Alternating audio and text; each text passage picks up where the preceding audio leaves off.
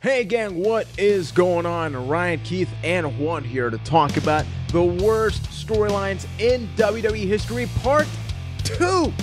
This is a part 2 of a part 1 video that is available on the channel where we talk about a father who was in a relationship and died from having too much sex while he was part of the SmackDown roster. That is a good way to go, my friend. It's a good way to go. So I don't know if this is going to get better or worse, but regardless, we have 4 storylines that we are going to talk about within the worst storylines in wrestling / WWE. So if you guys have actually any recommendations for any that are pretty on the bad side, make sure to drop those in the comment section. So without further ado, guys, I'm going to drop this one to Keith all the way from the bottom of the list. These are all pretty bad. Heidenreich. Is the bottom a good thing or a bad thing in this respect? I don't know. I guess we're going to find out as we talk, really. Yeah, true enough. So Heidenreich, I was trying to think of like what was the ultimate bad moment in Heidenreich's career, because God, there was just a lot of them. Being part of the show? Yeah, that's true. But then you realize that all of Heidenreich's career was kind of a bad storyline in itself, just in different ways. So he came in, he had a bit of momentum behind him. He had that whole psychopath little Johnny thing going on. He was supposed to feud with The Undertaker. They brought him in to feud, to be a rival with The Undertaker. And then Heidenreich gets on TV. Some weird things happen between him and Michael Cole. He tells Michael Cole a poem. Maybe it's perceived in a wrong way, like he was trying to, corner Michael Cole in some. Yeah, really. I'm skirting around that one a little bit, and then it came to this thing where he was supposed to team up with Gene Snitsky, which is probably another whole topic for another video, where he was supposed to team up and basically become a new Brother of Destruction style thing. He met up with Snitsky, and there was this weird promo where Heidenreich was like, I like what you do to babies. And there was just this weird stuff. Then that was all dropped. Heidenreich kind of fell to the wayside. He became face and like started hanging out with the kids in the crowd, and they would like go ringside for his matches, and he was trying to write them poems and be their friends, and it was really weird. Ate a big piece of chocolate. Yeah, it was weird. And then it all kind of rounded up with him joining the Legion of Doom. Oh with, man, that was bad. Let's say in a less than good physical shape Road Warrior Animal at the time. It was like, it was this weird thing where he was, at first Animal was trying to replace Hawk, and then he realized he didn't need to replace Hawk. So then Heidenreich became him and Heidenreich became a tag team. And it was bad. There wasn't really a good moment in Heidenreich's career, all things considered. So Heidenreich's career on our list. Ryan, what do you got to say about him? Yeah, Heidenreich, he was around during this era where a lot of guys debuted that were just very unpolished, and probably it was too soon for a lot of them to be on TV. Yeah, Heidenreich, it's like the little Johnny thing never went anywhere, and the whole Michael Cole thing was yeah, I mean, it's still like joked about to this day about what actually happened to Michael Cole in that situation. They just kind of left it ambiguous, and I think if you watch it, you can get a pretty good idea of what they may or may not have been going for. I don't really know. Yeah, it was just like he was all over the place. They could never really find a good spot for him. He kind of took almost like a Brodus Clay role for a while, where he was just like hanging out with the kids, being that kind of kid-friendly act at a time where WWE wasn't as kid-friendly at the time. So I mean, you could say that there was some value to that with the whole poetry thing, and that was as weird as it is. In theory, yes, but the way it actually turned out, no. Yeah. Exactly. But that, as kind of cringy as it was, that might have been like his actual best role. And yeah, because like just having him in Legion of Doom was a total insult to the tag team. And I think the less we talk about that, the better. The more we can just forget it and put it in the back of our minds. Yeah. I think with Heidenreich, it's not, as you mentioned, Keith, one storyline. Heidenreich as a whole was weird because everything from Little Johnny at the beginning to it eventually being a Heyman guy before there were Heyman guys, if you think about it, So to the point where Paul fun Heyman little thing sang his here, theme song. and you brought this up to me a while ago, exactly, that Paul Heyman sang Heidenreich's theme song. All these years, I didn't realize that until you brought it up last week. And it's a weird little thing. Play it back. The Heidenreich. That's Heyman. Heidenreich. Heidenreich was a pretty bad thing. The next one we're going to bring up here is Fake Kane. Now, the guy on the right side of the screen actually just recently came back to the WWE because this guy was actually played by Lou Gallows, a.k.a. Festus, a.k.a. Freaking Deacon, a.k.a. Fake Kane. The guy has been, I don't know, like a jack of all trades. You know, it's almost impressive to see where he's come from, like how far he's come. Like, he started out as Fake Kane and then Festus, and now he's Doc Gallows. It's most impressive. Yeah, it really is. Now, this storyline happened in around 2006, right around the time where people were so fed up with maskless Kane, I believe, that WWE just said, man, let's just give people a freaking storyline where he may get the mask back or something, and people were marking out. The problem, I don't know if it was the same for you guys, the moment the Fake Kane came out for the very first time and had that terrible freaking wig, just horrible. God. Yep. It killed the whole thing. Nobody could take it seriously. Plus, it didn't help that he was shorter than the real Kane. I mean, and I'm not saying Luke Gallows is a short guy because he's not, but they tried to have him do all of the same mannerisms as Kane, and he always came out as second fiddle. So they ended up having a match at Vengeance 2006, I believe it was. And it was a bad match. It was a bad match, and that was it.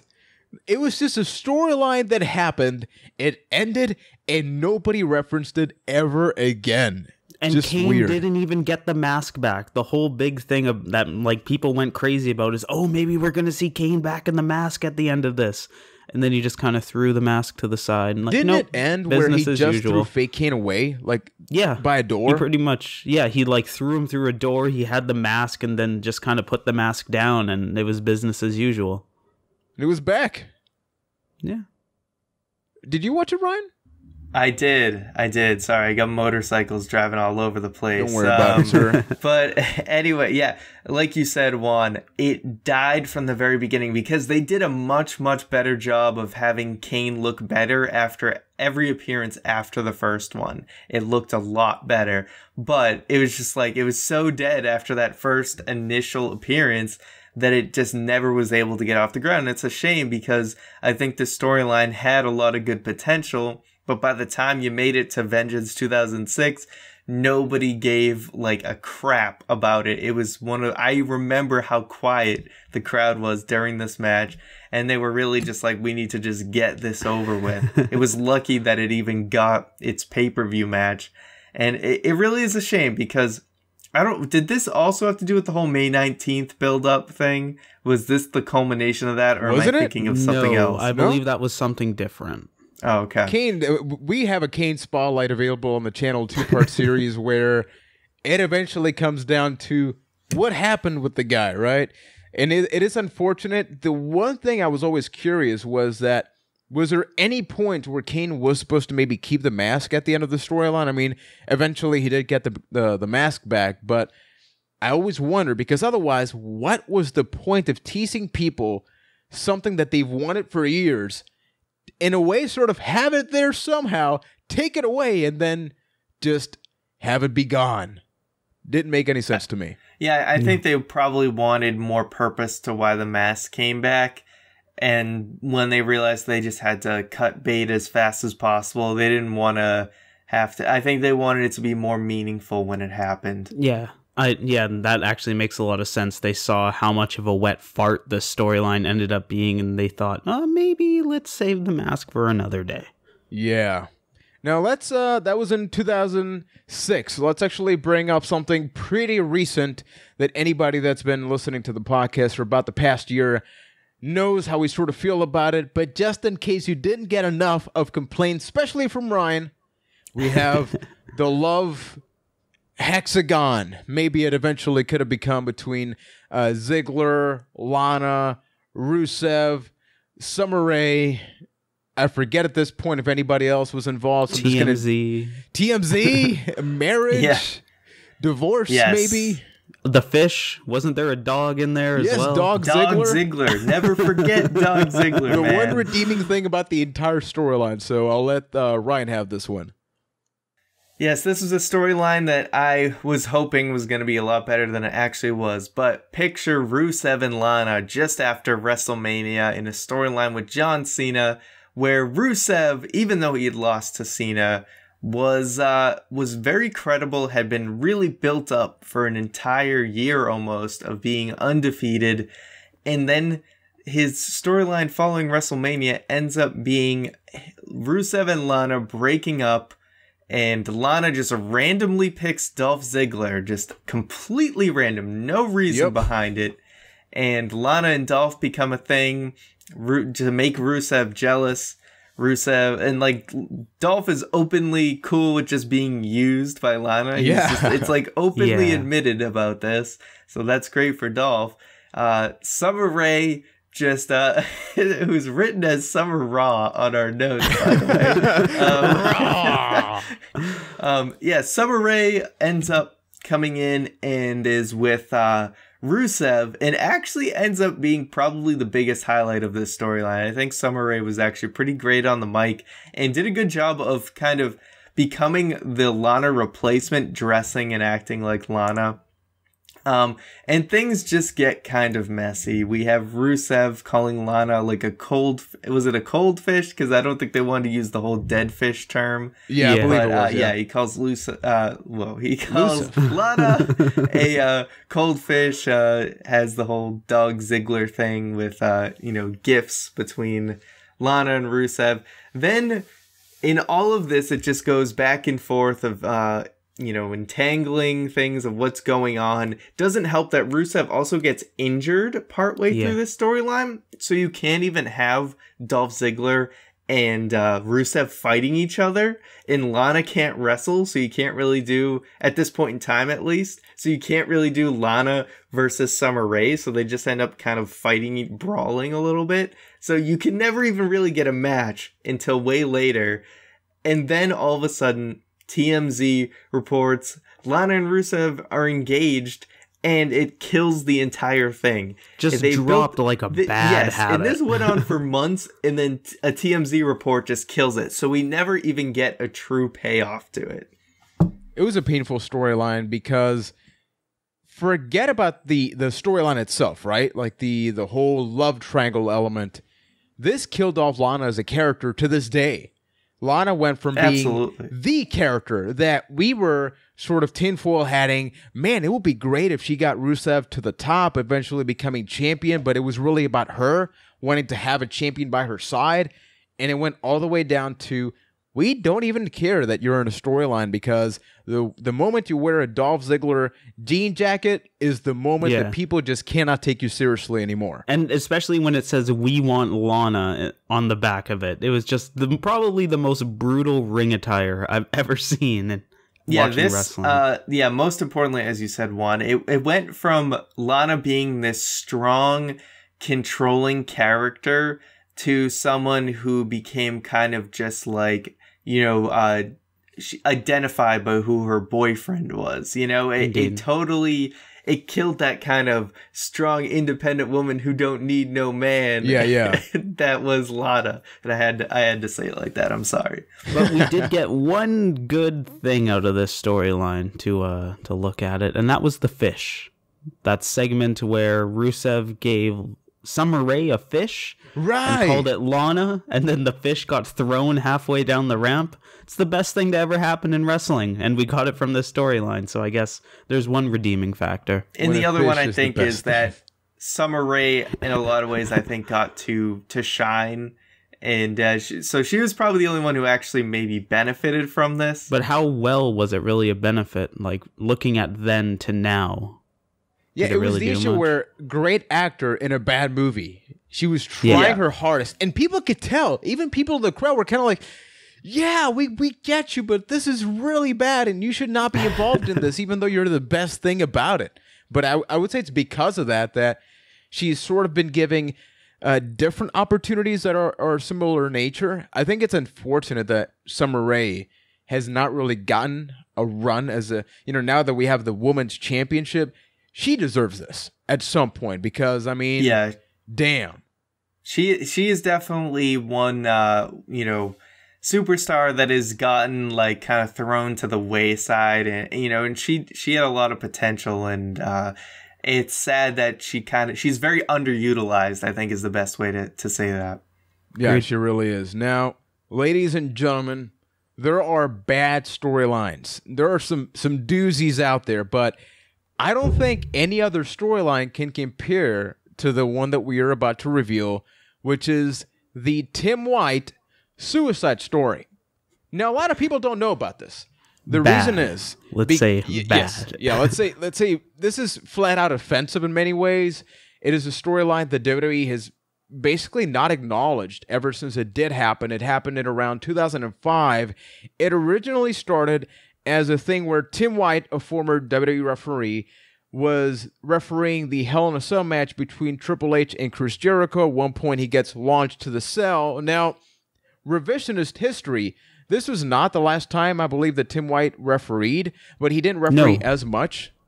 I believe his last match refereeing was at WrestleMania 20 between Christian and Chris Jericho, and he re-injured that shoulder injury that he got from Hell in a Cell, and that's what officially put an end to his career. I think I'm remembering that correct. Yeah, but the whole point was that he became traumatized about that to the point where he needed therapy, psychiatric help, and apparently it was not enough because a former WWE announcer / interviewer, Josh Matthews, would go to the Friendly Tap, which was owned by one Tim White.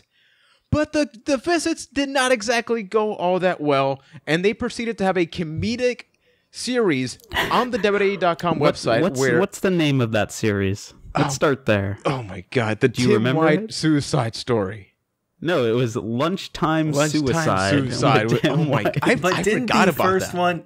Just so we're correct here, so the Triple H Jericho Hell in a Cell was that like 2002? Yeah. Yes. So for some reason, and then basically when there was a Hell in a Cell again coming up in 2005, they wanted to show the it was the brutality of the Hell in a Cell, and they went to Tim White's bar to talk about like, oh, this is a victim that the Cell's career took, and they talked to Tim White. Tim White on Raw, like I think they showed like it was like an off-screen suicide, right? Yeah, like he shot himself, or it implied that he shot himself at his bar. But I'm assuming. Yes, and then that's when our little WWE.com series started, which there weren't too many of those back then.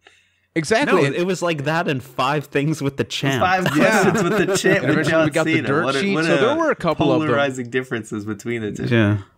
Okay, so some of the things that happened, just because, once again, the odds of you finding, I actually tried to find a couple of these, and not a lot of them are out there. At some points, shotguns were done to the head. Now, it wasn't just the fact that it was off-screen.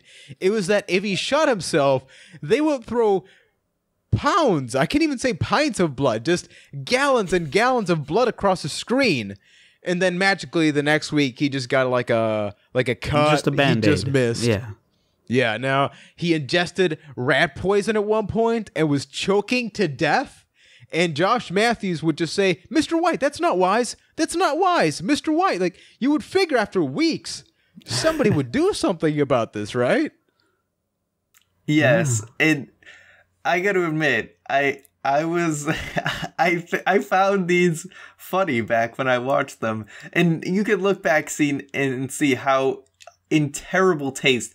You know, you can talk about the Katie Vick story and all that, but I think this has to be the most in poor taste content that WWE's probably ever done. Because you know what? Katie Vick was one storyline. They continually made videos for weeks of these over and over again of Tim White finding different ways to kill himself. And like looking back, I can't believe that was a thing. Mm-hmm. You have to think there was at least one person that was sitting there, wonder how Tim White's gonna kill himself this week, or stuff like that. And that's, yeah, looking back, it's disgusting. And like Ryan said, I did kind of enjoy it at the time, Little Keith. But, you know, I'm happy that we've moved away from that and that style of thing, like in that style of humor in wrestling. And it's almost like a nice reminder of how far we've come and that we'll never be back there again.